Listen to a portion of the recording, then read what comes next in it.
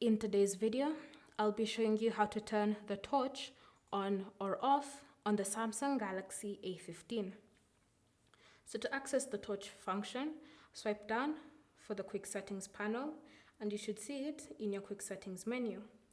Next, tap on it and you'll see that the torch has been enabled.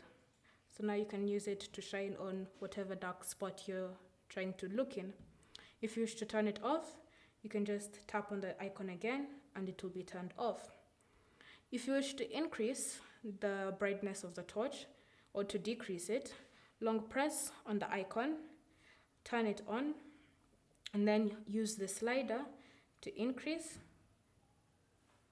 or to decrease the strength of the light. Then once you're happy with how bright or how dim it is, tap on done to save your changes. Then you can just disable it and you'll notice that when you enable it again, it will retain the same brightness you've set your torch to. Thank you for watching. If you have any questions or comments, leave them down below and we'll get back to you.